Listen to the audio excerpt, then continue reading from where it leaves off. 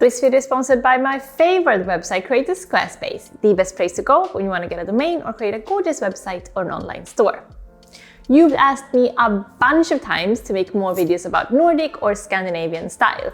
Today I'm looking at Nordic fashion, but just a few months ago I did a video on Nordic style homes and interiors, if you're curious about that too.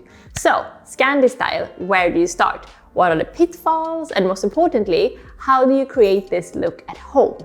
Don't worry, your Swedish girl Jenny's got your back. 6 tips on how to Scandi up your wardrobe.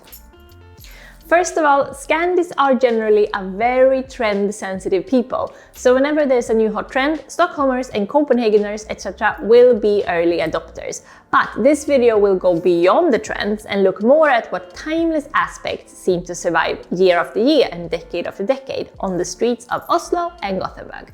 And I have to say, in my opinion, the #1 cockroach of a surviving look is the oversized silhouette. Scandis aren't afraid to go big. Huge shoulders, long menswear coats, boyfriend shirts, slouchy supersized jeans and trousers.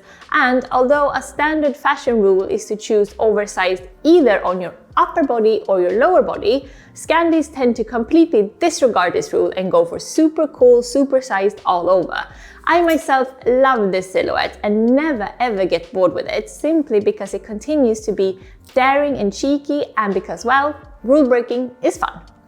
Yes, most Scandis are natural-born minimalists. We like the simple silhouettes and all the neutral colors, from wedding white to funeral black. Sand, navy, khaki, all the browns and beiges and denim blues, they never go out of style, at least not up in the Nordic countries.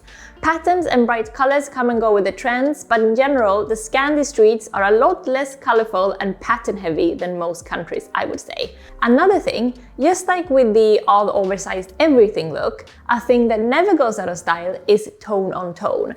A whole look completely in one color has that standing out in your face quality, just like the supersized looks do. Which means that year after year, the tone on tone stays on trend, simply because it combines us Scandis' 2 favorite concepts, modern and daring, plus simple and clean. Sweden is the home of both IKEA and H&M, 2 of the most affordable, overproducing companies in the world. And yes, every single Swede more or less will have a Billy bokhylla or an H&M top at home. But that being said, the quintessential Scandi style does have a love for quality. Perhaps it is because we go so crazy for neutral colors and simple styles, it's harder to hide bad quality without all the patterns and details and frilly bits. Also, an item in a simple shape and neutral color is so timeless that you can afford to spend a little bit more on quality, since you'll enjoy the piece for so many seasons to come. Hairstyles change a lot with trends, from braids to back slick to, like the last few times I've been to Stockholm, the mid-parted low sleek ponytail. For some reason though, the Scandi makeup look doesn't seem to change as much as hair trends. Again, if you look at the most timeless makeup look, there's a leaning towards the simple, the naked, clean, fresh-faced look. And with the simple makeup, a bright red lipstick. Naked eyes with bright lips is again a combo of the Scandis' favorite 2 concepts, modern and daring plus simple and clean. It's my own personal favorite makeup look because it is bold and you do look just a little bit weird and editorial, but still very simple. Mwah! According to those worldwide studies they do every year, the Scandinavian countries are always very high up on the gender equality lists. Yes, we are a very feminist people and it is definitely reflected in our fashion. Girls can be boyish, boyish can be a little bit more girly in their looks, at least compared to some other countries. Of course, I'm being very general here, just like with all the trends I'm talking about in this video, but even though it's general and doesn't apply to every single Scandi, I do find it so interesting every time I go back to visit Stockholm, just how much more androgynous the fashion is. I don't mean this as in boys wearing dresses a lot of the time, I'm talking about more in terms of the shape and silhouette of the fit, and what that signals about the culture. And basically, what I read into it, and what my own personal experience says as well, is that gender of course matters, and you do get judged based on gender in Scandinavia too, but it definitely matters less than, for example, here in the UK. Like, I can't remember ever feeling pressured to dress or look more feminine in Sweden.